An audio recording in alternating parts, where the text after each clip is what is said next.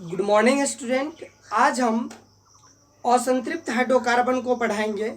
अगर यदि आप टॉपिक वाइज 10th क्लास को पढ़ना चाहते हैं साइंस को, तो हमारे चैनल को सब्सक्राइब कर दें और बेल आइकन को दबा दें। इससे पहले हम बताए थे हाइड्रोकार्बन 4 प्रकार की होती है। उसमें संतृप्त, असंतृप्त, एलिसाइक्लिक, एरोमेटिक। संतृप्त को पूरी तरह से हम खत्म कर दिए हैं। असंतृप्त हाइड्रोकार्बन अभी हम आपको बताएंगे। संतृप्त हाइड्रोकार्बन में प्रथम सदस्य CH4 मीथेन बना था। मीथेन गैस बनाने की प्रयोगशाला विधि और उसका हम क्लोरीन गैस के साथ रिएक्शन भी आप लोग को बता दिए थे। तो चलिए स्टार्ट करते हैं संतृप्त हाइड्रोकार्बन। संतृप्त हाइड्रोकार्बन का डिफिनेशन क्या कहता है, इसको थोड़ा ध्यान दीजिएगा। अगर यदि आपको नोट करना हो तो आप कॉपी खोल के रखिए और हम जो बोलते हैं नोट करते जाइए। वैसे हाइड्रोकार्बन जिनकी चारों संयोजकता हाइड्रोजन से पूर्णतः संतुष्ट नहीं रहती है, उसे असंतृप्त हाइड्रोकार्बन कहते हैं। कहने का मतलब ये हुआ कि हाइड्रोजन से पूर्णतः संतृप्त नहीं होगी। इट मीन्स इसमें कहीं डबल बॉन्ड होगी तो कहीं ट्रिपल बॉन्ड होगी, या तो डबल बॉन्ड होगी या तो ट्रिपल बॉन्ड होगी। तो चलिए इसको लिख लीजिए। कह रहा है, देखिए कह रहा है वैसे हाइड्रोकार्बन जिनमें कार्बन परमाणु की चारों संयोजकता हाइड्रोजन से पूर्णतः संतृप्त नहीं होती है, उसे हम असंतृप्त हाइड्रोकार्बन कहते हैं। समझ गए?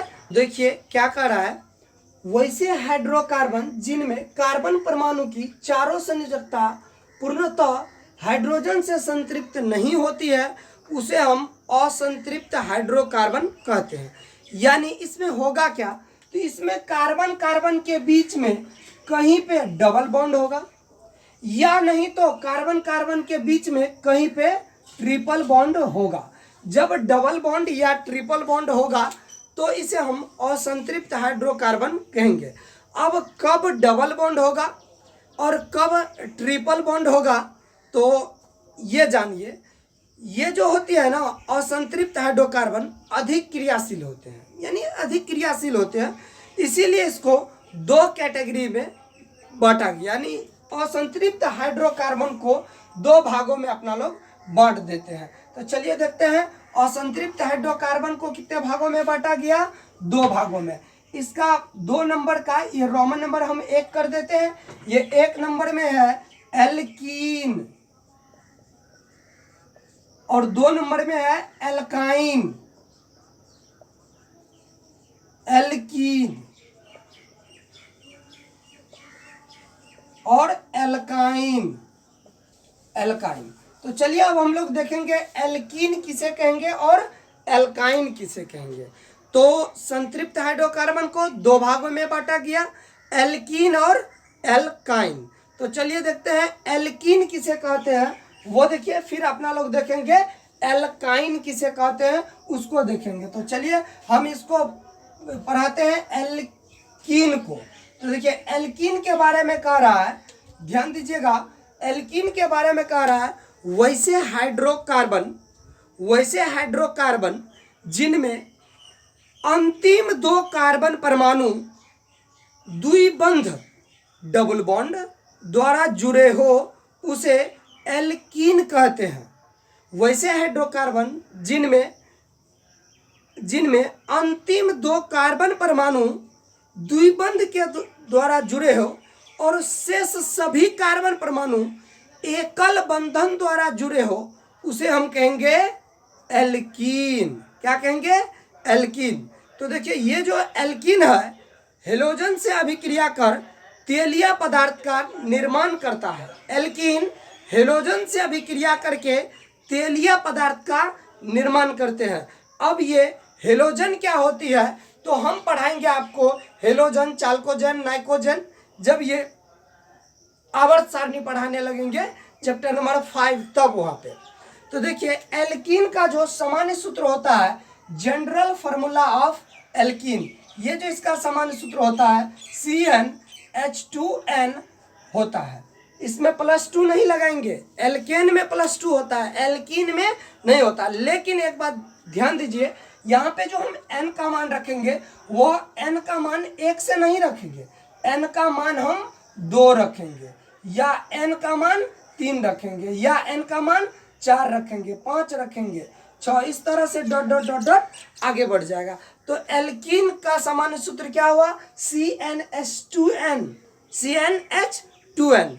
अब देखिए एल्कीन का जो हम नामांकन करेंगे, एल्कीन सदस्य का जो नाम लिखेंगे, कौन नाम? IUPAC नाम।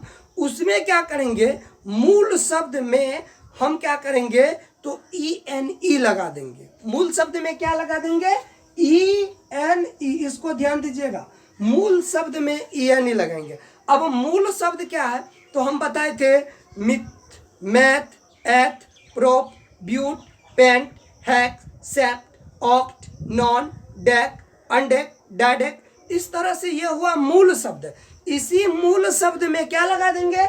ENE लगा देंगे। इसका IUPAC नोमेनक्लेचर हो जाएगा। तो चलिए हम इसी फॉर्मूला में, किस फॉर्मूला में? इस फॉर्मूला में n का मान रख देते हैं 2। चलिए फॉर्मूला क्या है अपना? CnH2n। इस फॉर्मूला में n का मान हम रख देते हैं 2। n का मान कितना रख दिए? 2। तो देखिए ये क्या बन जाएगा, n का मान जब हम 2 रखे तो यहाँ पे देखिए c, तो c के जगह क्या हो जाएगा? 2। ई 2 गुना 2, 2 गुना 2, तो h कितना हो जाएगा? 4। तो ये C2H4 हो गया। क्या हो गया? C2H4।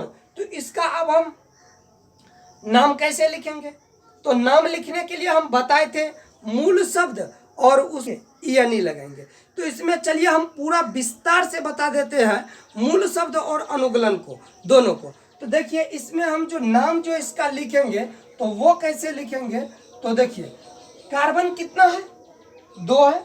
तो 2 के लिए आपको क्या होता है? तो 2 के लिए होता है एथ। क्या होता है? ETH, एथ। अब एथ में हम बताए कि लास्ट में ENE लगाइए। लास्ट में क्या लगाइए? ENE। तो ENE लास्ट में लगा देंगे, ENE। तो इसका नाम हो गया इथीन। इसका क्या नाम हो गया? इथीन।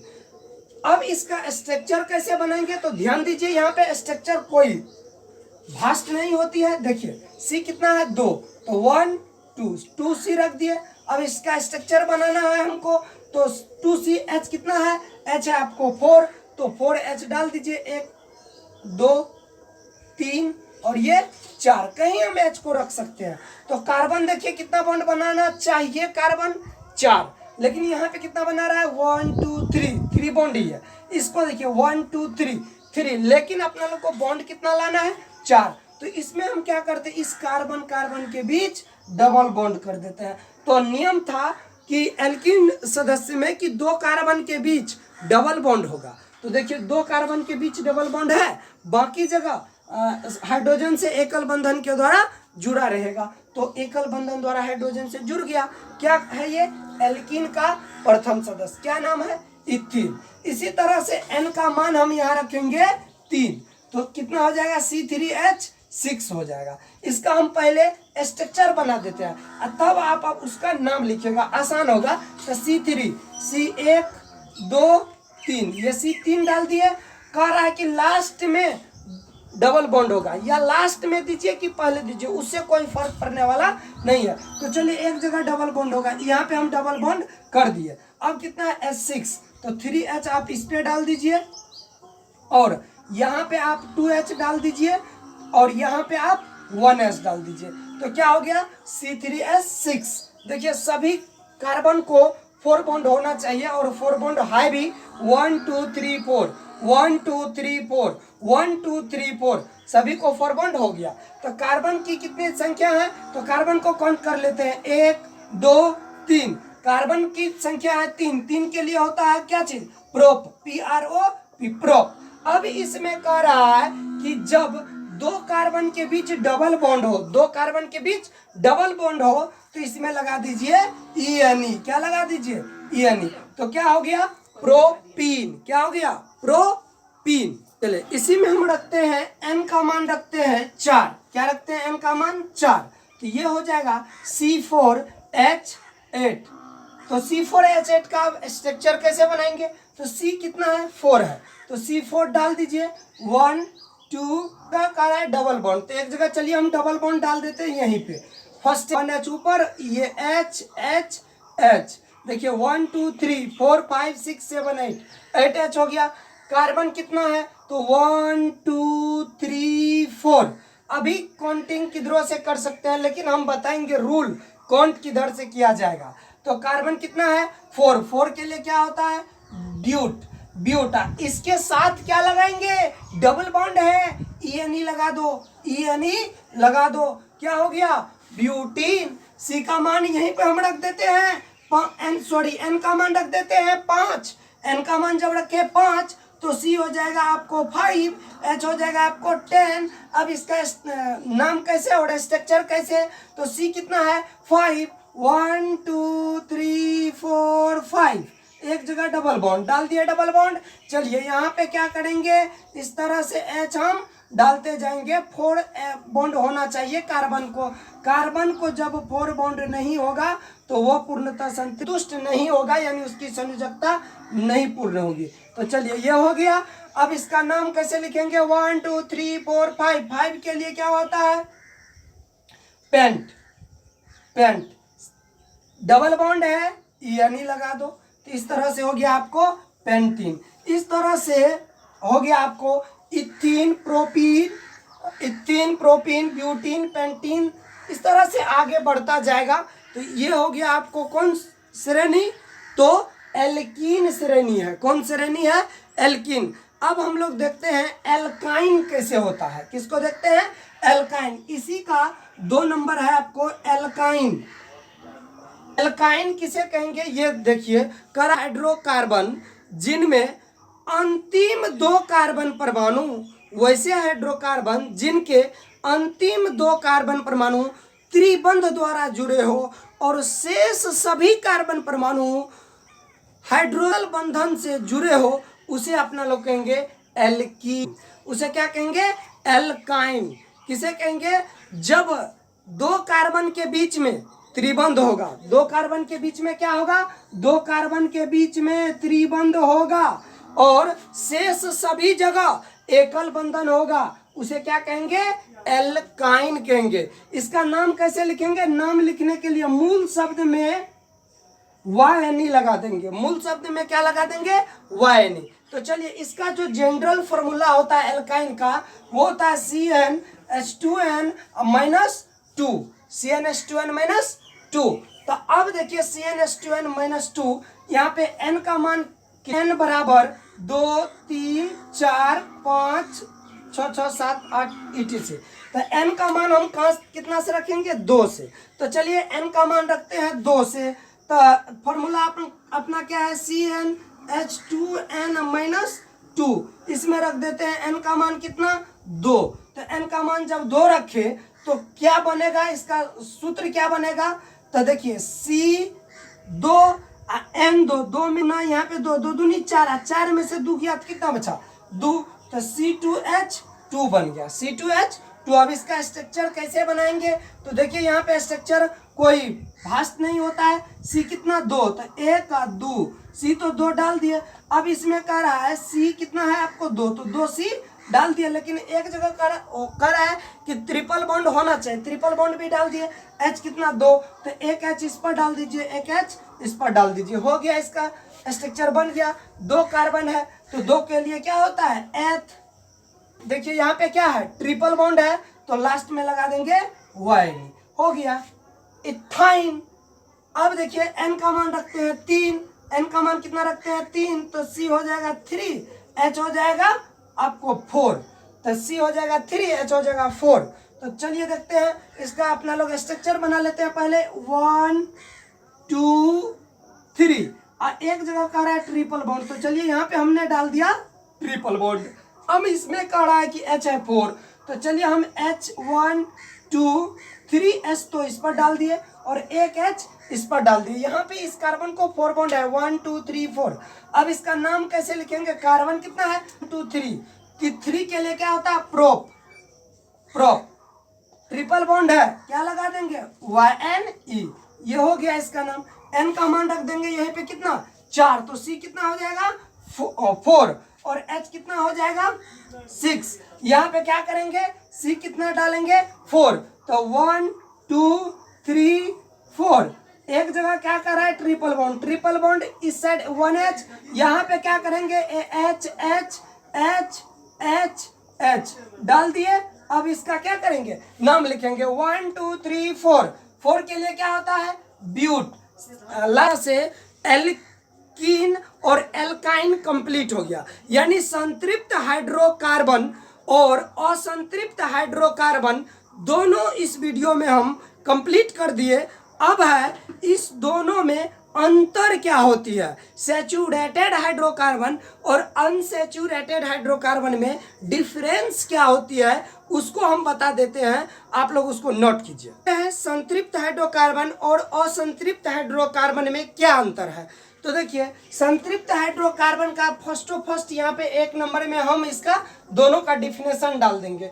डिफिनेशन क्या दिए थे याद कीजिए, वैसे हाइड्रोकार्बन जिनमें कार्बन परमाणु की चारों संयोजकता एकल बंधन द्वारा जुड़े हो उसे कहेंगे संतृप्त हाइड्रोकार्बन। वैसे हाइड्रोकार्बन जिनमें कार्बन परमाणु की चारों संयोजकता एकल बंधन द्वारा जुड़े हो संतृप्त हाइड्रोकार्बन कहलाते हैं। असंतृप्त हाइड्रोकार्बन वैसे हाइड्रोकार्बन जिनमें 2 कार्बन परमाणु के बीच द्विबंध या त्रिबंध हो उसे असंतृप्त हाइड्रोकार्बन कहते हैं। संतृप्त असंतृप्त पहला नंबर समझ गए, चलिए देखते हैं दूसरा नंबर, ये संतृप्त में और इसमें भी दूसरा नंबर। तो देखिए दूसरा नंबर में इसका कह रहा है संतृप्त हाइड्रोकार्बन में कि ये बहुत कम क्रियाशील होते हैं। कौन कम क्रियाशील होते हैं? संतृप्त हाइड्रोकार्बन। असंतृप्त हाइड्रोकार्बन बहुत अधिक क्रियाशील होते हैं, हम बताए थे अभी जस्ट बताए कि ये तेलिया पदार्थ करके तेलिया पदार्थ का निर्माण करता है। तो ये क्या हो गए बहुत कम क्रियाशील, ये क्या हो गए बहुत अधिक क्रियाशील। अब देखते हैं अगला में इसका जनरल फॉर्मूला। इसका जो जनरल फॉर्मूला था इसका CnH2n +2 होता है, किसका सैचुरेटेड हाइड्रोकार्बन का समान सूत्र CnH2n +2, जहां n का मान रखे थे 1 2 3 4 5 6 7 etc। यहाँ पे देखिए इसका जो जनरल फॉर्मूला होता है इसका जनरल फॉर्मूला 2 होता है, क्योंकि इसमें द्विबंध भी है और त्रिबंध भी है। तो देखिए इसमें जो इसका जनरल फॉर्मूला होता है वो 2 कौन कौन होता है, तो एक होता है और एक होता है एल्काइन। तो देखिए एल्कीन का जो सामान्य सूत्र होता है वो होता है CnH2n और एल्काइन का जो सामान्य सूत्र होता है वो आपको होता है CnH2n -2 होता है। तो इसमें भी लेकिन n का मान हम 2 3 4 5 10 इसमें भी n का मान कितना से रखेंगे 2 3 4। तो इस तरह से एल्कीन और एल्काइन 2 होते हैं किसमें असंतृप्त हाइड्रोकार्बन में। अब देखते हैं इसका जो प्रथम सदस्य बना था इसका जो प्रथम सदस्य बना था संतृप्त का वो था CH4। CH4 मतलब मीथेन था, मीथेन। और इसका जो समान मतलब प्रथम सदस्य बना था किसका एल्कीन वाला का, इसका जो बना था वो था C2H4। C2H4 का नाम क्या था तो इथीन था, क्या था इसका नाम इथीन, ETHENE।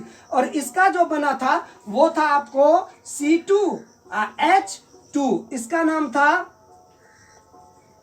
इथाइन। क्या नाम था इसका इथाइन। तो इस तरह से सैचुरेटेड हाइड्रोकार्बन और असंतृप्त हाइड्रोकार्बन में आप लोग अंतर समझ गए। नेक्स्ट वीडियो में हम लोग देखेंगे एरोमेटिक हाइड्रोकार्बन और एलिसाइक्लिक हाइड्रोकार्बन, यानी 2 हाइड्रोकार्बन और भी बचा हुआ है। अगर यदि आप chapter wise topic wise video चाहते हैं, टॉपिक वाइज लेक्चर चाहते हैं तो हमारे चैनल को सब्सक्राइब कर दीजिए और बेल आइकन को दबा दीजिए। धन्यवाद।